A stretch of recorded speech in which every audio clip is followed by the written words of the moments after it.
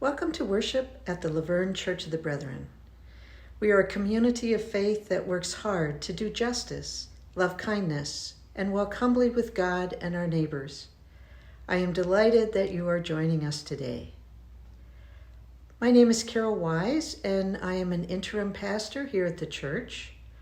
Our worship service today will be led by Gail Heisel, Reba Herder, and Janice Morgan as they bring reflections from our denominational conference with the theme, Embracing One Another as Christ Embraces Us.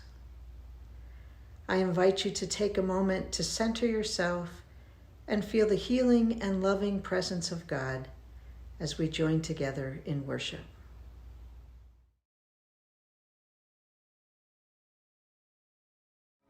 Gracious God, with the sun and the moon, the mountains and hills, we celebrate the love that endures for all generations.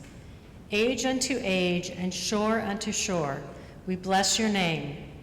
Be present with us, we pray, as we raise our hymns of grateful praise, open our hearts in prayer, and commit ourselves to lives that bring joy to you and to this world that you love so much. Amen.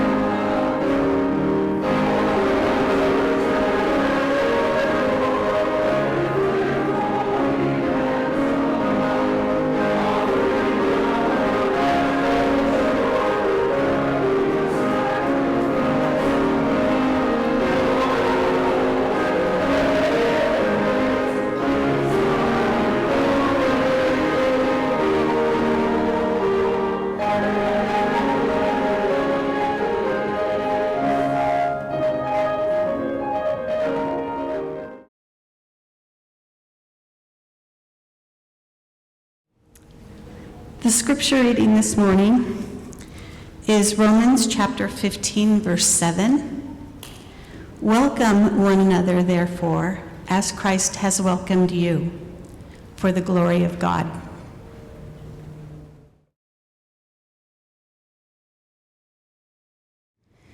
I would first like to thank the congregation for entrusting me to be one of your delegates to annual conference. It's always an honor and a privilege for me to represent you. For those of you who are newer to the Church of the Brethren, annual conference is a once-a-year meeting of delegates from the individual congregations. One of the main functions has been to handle the business of the denomination, In other words, to hear queries which come by way of the geographical districts, to vote on any changes to church policies or polity, and to elect leadership. In a few moments, I will also share the mission of the annual conference. This year's theme was embracing one another as Christ embraces us. The delegates handled a full business agenda, as you will hear more about from Reba. I served as a table monitor, which was a new experience for me. It meant keeping my group of 8 on track with the flow of business, Bible study, table talk, and voting, while making sure that everyone participated in the conversations and was heard. I have a sense that my table may have been a good representation of the church as a whole. One woman had a daughter who worked for Bethany, which is the seminary of the Church of the Brethren, but would not attend Bethany as a student. And I gathered from her brief comments that Bethany was too liberal. One older gentleman was a retired minister from Ohio. Another older gentleman was from southern Pennsylvania and alluded to turmoil in his congregation, but would not talk openly about it. One younger man was going to Bethany, and his mother-in-law had just retired as a Brethren minister. One woman from Charlottesville, Virginia, came to the Church of the Brethren later in life, but her husband attends another church in the town. And one younger gentleman, the only non-white at my table, came from an Hispanic congregation in Lancaster, Pennsylvania. From what he shared, it sounded like his congregation was quite conservative. Our conversations were respectful and productive and kept to the business at hand, and overall, it was a very positive experience for me. Another first for me this year was to offer a small amendment to the document on ethics in ministry relations, and my amendment was approved. The worship services were okay, but I had a definite negative reaction to one of the speakers and the method of presentation. After the service today, Janice, Reba, and I will be available to meet with you and anyone that's interested in hearing more about our experiences, and I'd be glad to share that experience in a smaller group. One of the most interesting takebacks for me is from a paper that was included in our district packets entitled Doing Annual Conference Differently. The paper starts by saying, Annual Conference has been a space in which members and participants in the Church of the Brethren have gathered to engage in prayer, worship, conversation, deliberation, discernment, relationship building, and growing together. These functions of Annual Conference have, over the course of time, produced statements and information that offer helpful insights about our identity. Simultaneously, however, these statements have also led to disagreement and division. In addressing these disagreements, we have the mission of Annual Conference to unite, strengthen, and equip the Church of the Brethren to follow Jesus at the heart of our deliberations. Nonetheless, many members of the church from a wide range of perspectives remain frustrated with the church's position on these matters. As there have already been many changes to the format of Annual Conference, with the implementation of seating around tables, the leadership team wondered if there were other aspects of Annual Conference business that could reflect a more discerning engagement. A committee of 6 brought a long list of proposals, which, if implemented, would mean a noticeable facelift to conference. However, there was no discussion that I'm aware of regarding the report and what the next steps will be. I look forward to hearing more about these recommendations as well as possible changes to the structure of denominational leadership. It seems that our structure is outdated and not meeting the current needs of the denomination. One of my biggest disappointments related to the music. I so miss the olden days of hymn singing that occurred before the evening worship services. I guess that means I'm showing my age. I may have shared this previously, But my only experience in an annual conference children's choir was in Ocean Grove, New Jersey, where we memorized all the verses of How Firm a Foundation. I still remember singing the hymn in the car ride home. It was always an awesome experience to be in a crowd of thousands, singing cherished hymns, especially when we sang a cappella in 4-part harmony. Although there is still singing before the worship, there are a few traditional hymns, and the onstage band usually overpowers the audience such that you can barely hear anyone singing. I have to say that I have complained about this in the past to the conference coordinator, but nothing ever changes. In closing, the most meaningful and uplifting experience of conference for me was on the last morning, when the new moderator, Tim McElwee, pastor of the Manchester Church of the Brethren in North Manchester, Indiana, named the elephant in the room and acknowledged our LGBTQ members. At the table with Reba, Janice, and I was a young woman who broke into tears and said in almost disbelief, "The moderator acknowledged me," and we each embraced her in the moment. Thank you again for giving me the opportunity to represent you, and I really look forward to good things happening next summer in Cincinnati. Thank you.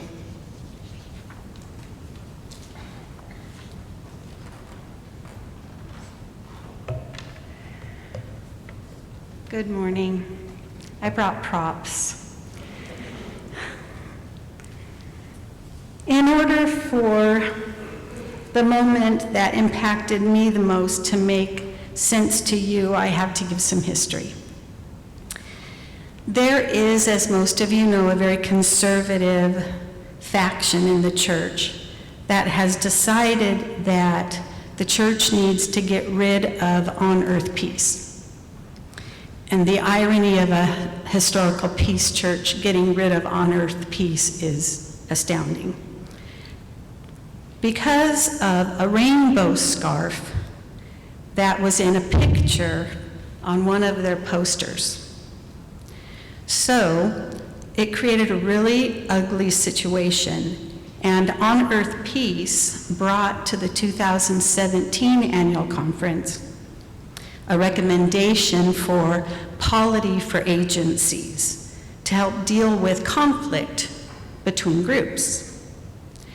They included recommendations and steps that could be taken to peacefully resolve issues. There are 3 agencies under the umbrella of annual conference: On Earth Peace, Bethany, which is our seminary, and Aider Financial, which used to be Brethren Benefit Trust. That's another thing we can discuss after church today if you'd like to know why they took the Brethren out of their name. The leadership team that was tasked with the business item took out the conflict element and left only that these agencies have to reapply for agency status every year and will be ineligible if they break any policies of annual conference. And again, if you want to know more about that, attend the reflection time. But their whole point was that On Earth Peace is breaking that policy because they are open and affirming and actually just joined the Supportive Churches Network. Anyway, the people were viewing this as a way to get rid of on-earth peace rather than the way for resolution of disagreements, which was the original intent. So this year, my table group consisted of 2 people from Ohio, 1 each from Virginia, Florida, Pennsylvania, Virginia, and me. Some of them represented churches that had considered or were still considering leaving with the conservative Covenant Brethren who just left the church. None of them supported on-earth peace. Some were openly hostile when I said I was from Laverne. One even said that part of the problem of the church is churches like Laverne who do not follow annual conference policy All of the people at my table were nice, but sometimes that's part of the problem. As Carol said, really nice people can do really harmful and hurtful things, to which I add, often with a cross around their neck. So, on the second day, I came with my On Earth Peace sticker on my water bottle. My rainbow lanyard that Mary Kay Ogden made. And I really wanted to, but I didn't.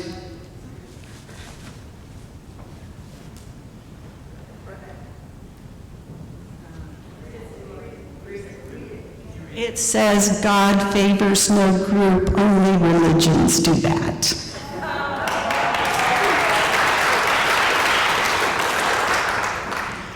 But I didn't wear it because they ask you to not wear any controversial clothing at annual conference. But I wanted to. In my heart, I was wearing it. So anyway, I was pleased that some of the brothers and sisters at my table did sincerely engage in conversation with me and did listen. Not all of them. When we were discussing this unfinished business number 1, most said that they would vote yes because of On Earth Peace. And I reminded them that this impacted On Earth Peace, Bethany, and Ada Financial. Also, that all of the good that On Earth Peace does was getting lost, to which one of my table's mates says, it doesn't matter. Gail and I also had attended the hearing about this recommendation, where someone had pointed out that it was poorly written and even created an endless loop which could not be broken. Also, in 2 private conversations with members of Standing Committee, I was told that 30 of the 35 members of Standing Committee did not support this recommendation and were not pleased to have found out 2 days before conference that they were going to be in charge of it. We also discovered that 2 of the 3 agencies involved did not like the way the recommendation was written. I explained my position very calmly, and if you know me, that's amazing, and my reasoning at my table, and I even got up and spoke at the microphone, which is also big for me. I also related to my table one reason why I was wearing the rainbow lanyard. And forgive me if I cry. I'm not like Susan that I can talk through it, but I'll try. When I was 2 years old, my parents got divorced because my father was having an affair. And my mother chose the dignity of herself and her daughters over staying in the marriage. My devoutly Catholic mother, and the Catholic Church couldn't support her. So they excommunicated her. And I watched as the rest of the family went to Mass and to communion and went to confession, and we sat at home. And I vowed I wouldn't be part of a group that kept people out in the name of God. I just didn't do it. So there's my lanyard. So as I was telling the story, a bunch of people at my table were crying just like I'm doing now. And then the moderator called for me to get up to speak at the mic as I was like this. It was awesome. Anyway, so as this story caused tears and I think introspection at my table, when it came time for the vote on this recommendation, everyone at my table changed their vote to no.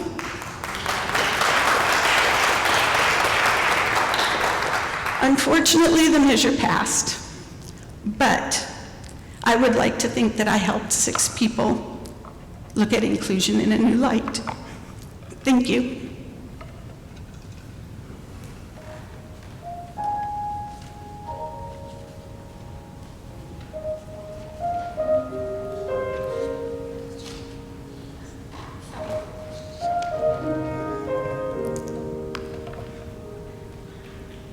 I got so into that, I forgot after the offertory.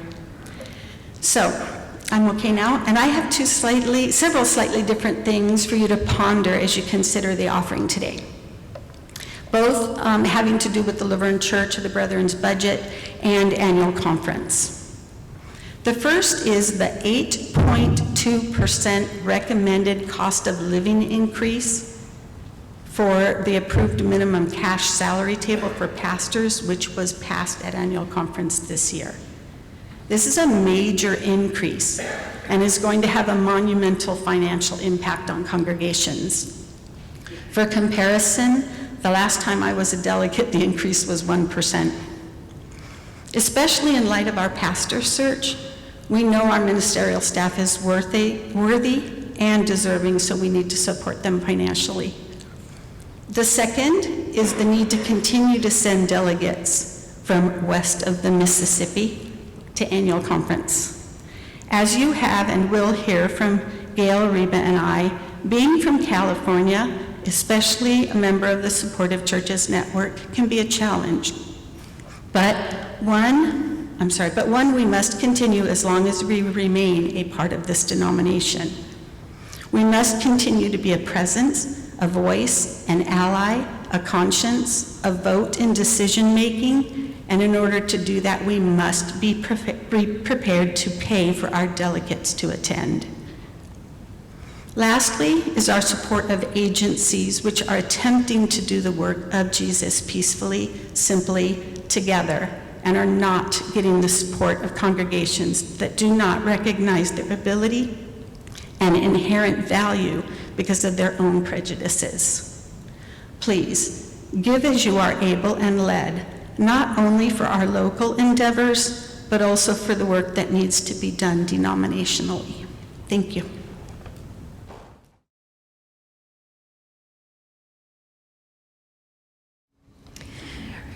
Reading from the book of John, chapter 4, verses 7 through 24.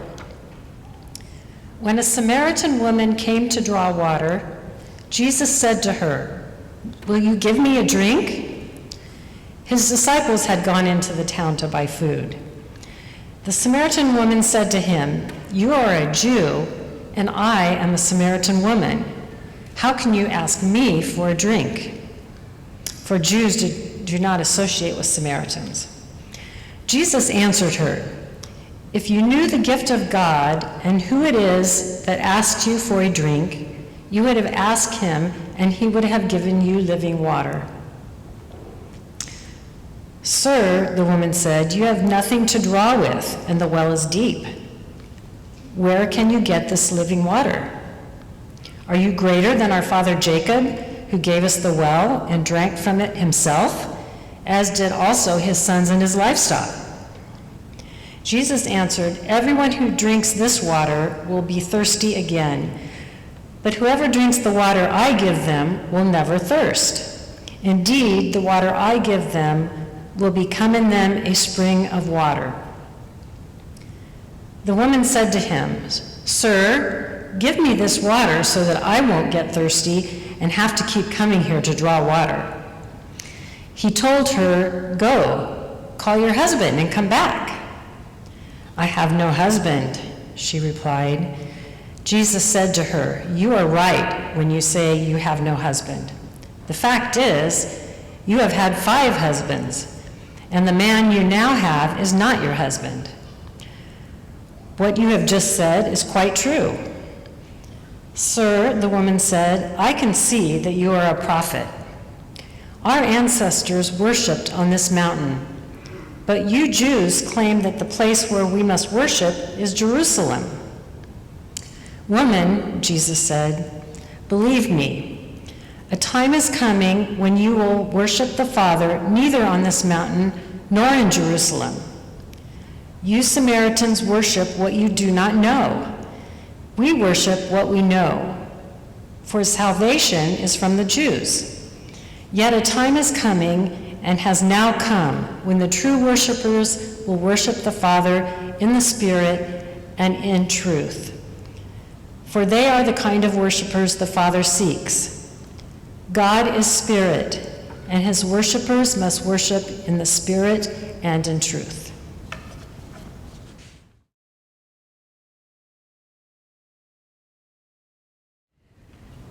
I had an intense experience at annual conference, so I'm going to make some bold statements today. I'm not expecting you to agree with me, but I'm hoping that you'll lay my thoughts and experiences alongside your thoughts and experiences and let the space between them become an opportunity for fertile ground for new possibilities and new questions that we can explore together. The first thing that Jesus does in this story is go to a place where he doesn't belong and talk to a woman who doesn't belong. The Jews and the Samaritans were known for going out of their way to avoid one another, so Jesus being there was very intentional. The woman was at the well at noon so she could avoid the socializing in the morning, and she didn't have to face their ridicule. Engaging the people and the places that we don't feel comfortable with is necessary for our institutions to stay vibrant and strong. And the Church of the Brethren is not very good at this. As was mentioned, we had 70 churches that have left to form a new denomination, and they're expecting another 30 to join them as district conferences recognize those churches leaving. 100 churches will have left by the end of the year over human sexuality, and a 1983 paper that doesn't serve them, and it certainly doesn't serve us in this congregation.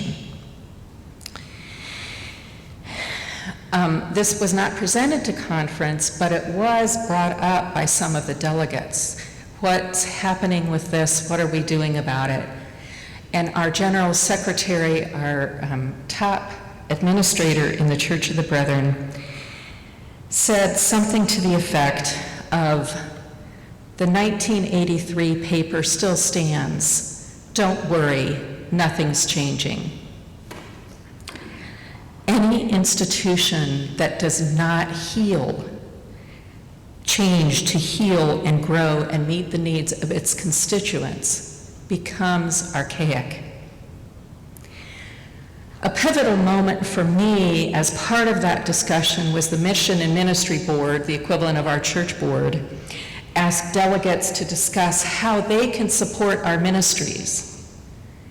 And I realized that the Mission and Ministry Board can never support my ministry of encouragement until it changes to make safe spaces for the gifts and the needs of our LGBTQ plus brothers and sisters and siblings. I realized that I will always belong to the Church of the Brethren by my faith, by my heritage, by my calling. But that doesn't mean I have to stay with an archaic institution. As a faith community, we do not have to support an archaic institution out of sentiment, out of habit, or because Jesus calls us to engage people that make us uncomfortable. This congregation will belong to the Church of the Brethren in whatever way and whatever shape we are called to serve. Jesus engages the woman at the well by asking for help.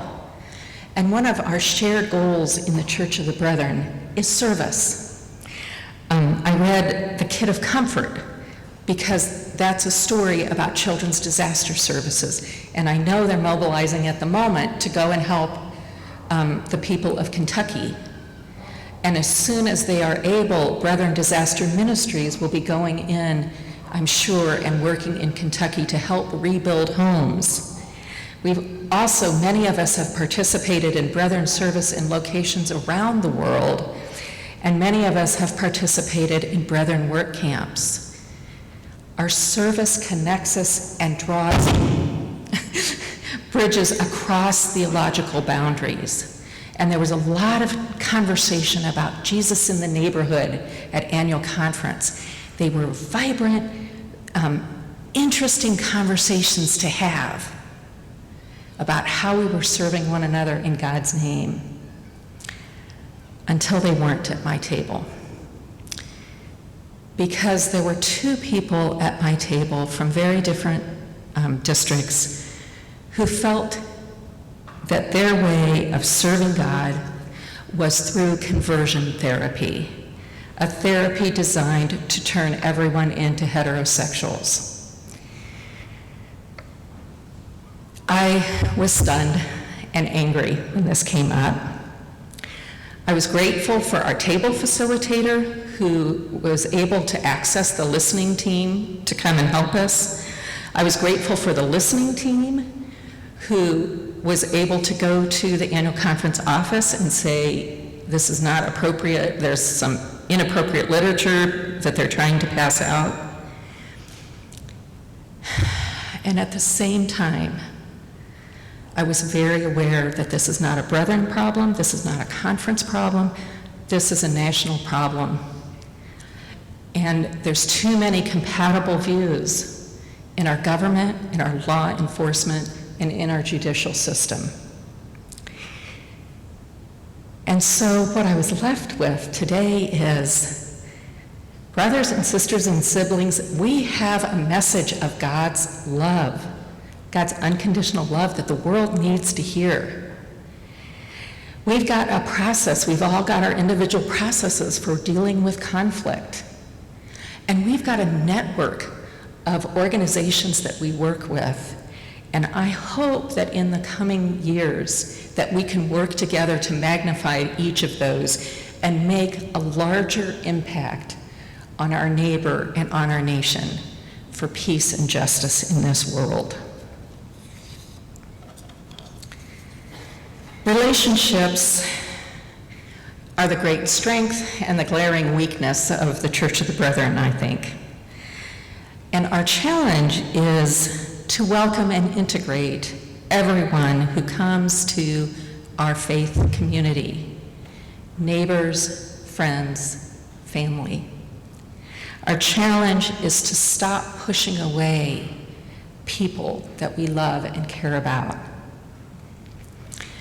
On Monday of annual conference, the first full day, I went to the Women's Caucus luncheon and met a young LGBTQ individual from the East. They had grown up in the church with their parents and grandparents, but they did not know about the support they could get from the Brethren Mennonite Council for Lesbian, Gay, Bisexual, and Transgender Interests. It made me realize how much the denomination needs this congregation's progressive presence, because we don't know who needs our support. We don't know who's listening and when. My hope for the church is in the life-giving power of our relationships. My hope, and I know that we belong together whenever we can commit to the work of healing, growth, and muddling through. Growing up in the Church of the Brethren, I learned that faith is something you do, and the Bible is studied in small groups. Jesus has a theological discussion with the woman at the well, and it kind of starts with a familiar refrain. You don't know who you're worshiping. Salvation, we know that salvation is going to come from the Jews. I don't know about you, but in recent political and religious discussions on Facebook, I find myself thinking that. I try not to say it, but I do think that. But Jesus doesn't stop there. He glosses right over it and says, soon there will be a time when we worship God in spirit and in truth. Our differences don't matter when we're worshiping in spirit and in truth. And that's where the Bible study becomes so important to me, because it gets me out of my complacency and out of my arrogance and back into what is the truth and what is the spirit.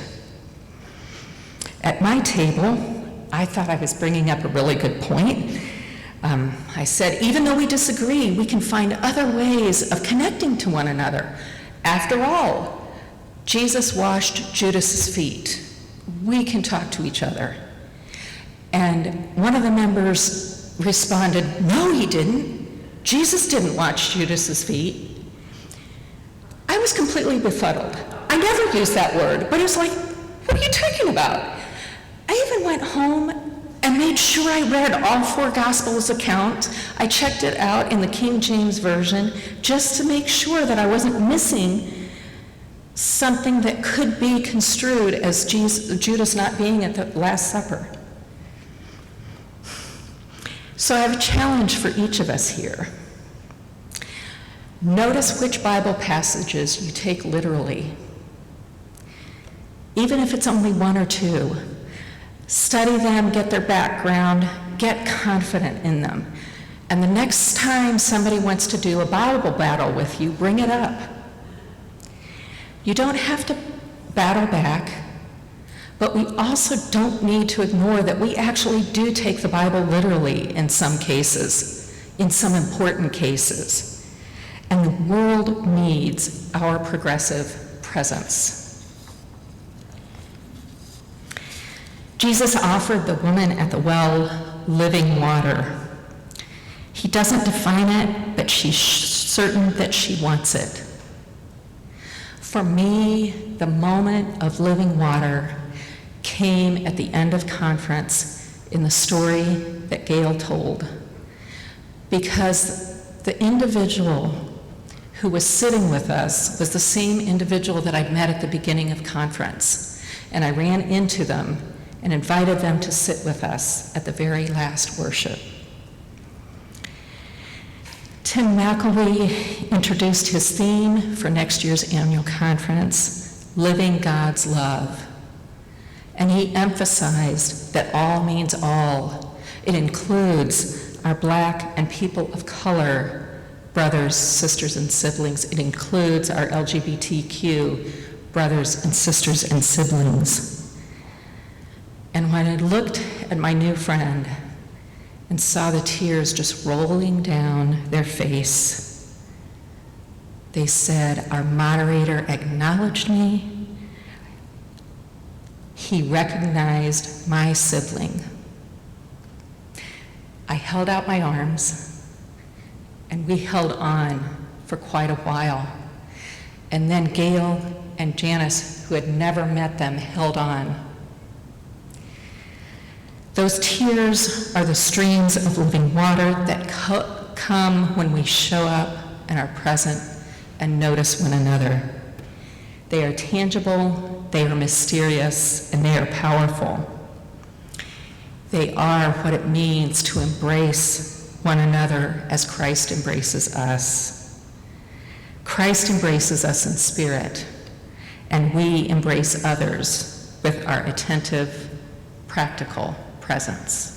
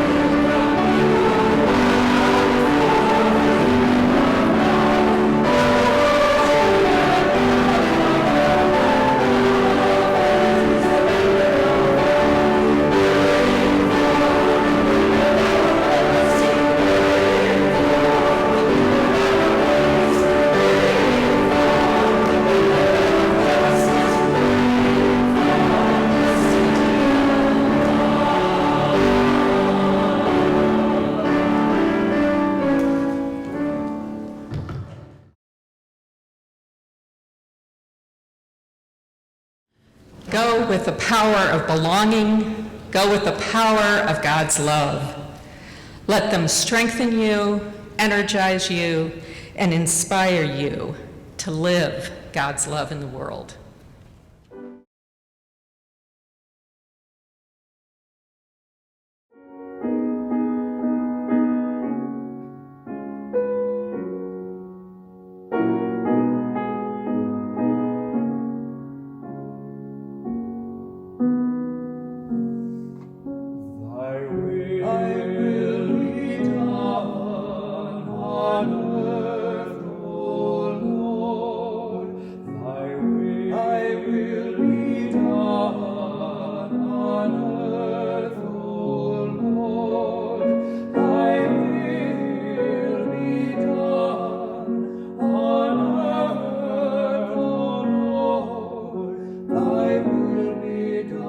On earth